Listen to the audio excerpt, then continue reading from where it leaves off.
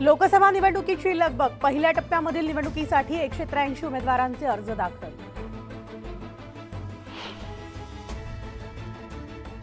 ठाण्यामध्ये 85 वर्षांचे 59,000 मतदार, 100 पार केलेले 3,000 नागरिक। जिल्हा माहिती कार्यालयाने दिली माहिती।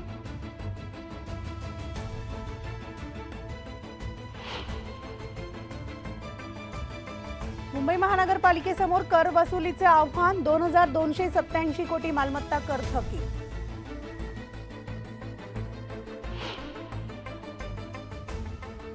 नवनीत राणांनी दिला युवा स्वाभिमान पक्षाचा राजीनामा। राजीनामा देताना नवनीत राणांना अश्रू अनावर।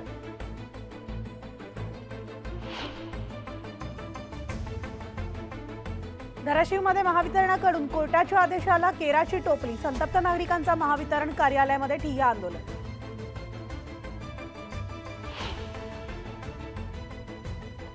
पुणे जिल्ह्यामधील 26 धरणांमध्ये 28% पाणीसाठा शिल्लक। 2 महिने पाणी संकटाची चिन्ह।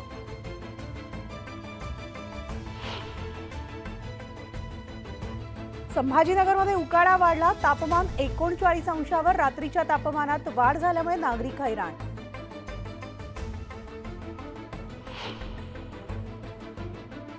भुसावळमध्ये ग्लोबल वॉर्मिंगमुळे तापमानात वाढ, तर जिल्ह्यामध्ये तापमान 43च्या पार गेल्यामुळे भुसावळकर उन्हानं हैराण।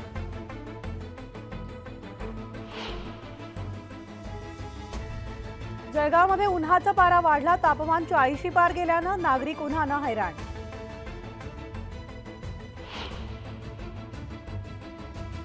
ठाण्यामधील तापमान 36 अंशावर। उन्हाच्या चटक्यांनी ठाणेकर हैराण। काळजी घेण्याचं पालिकेचं आवाहन।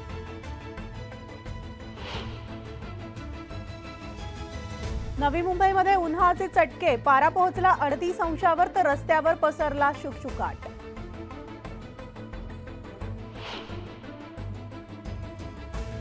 जळगावकरांना 1 दिवस उशिरानं होणार पाणी पुरवठा। विद्युत वाहिनीच्या कामामुळे होणार उशीर।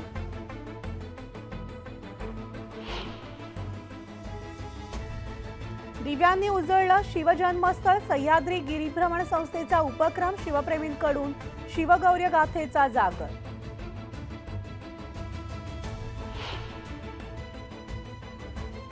वाहतुकीच्या नियमांची होळी। 8,000 चालकांवर कारवाई। नियम न पाळणाऱ्यांवर बसला चाप।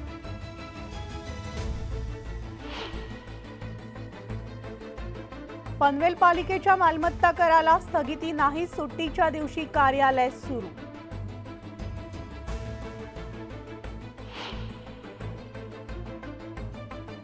दर 15 मिनिटांनी मिळणार पावसाचे अपडेट्स। आणखी 60 पर्जन्यमापन केंद्र उभारली जाणार।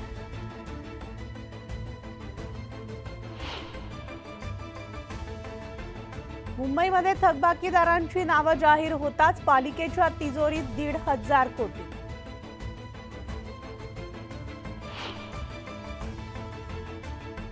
मुंबईमध्ये नालेसफाईसाठी 31 कंत्राटदारांची नेमणूक। 10 लाख मेट्रिक टन गाळ काढणार।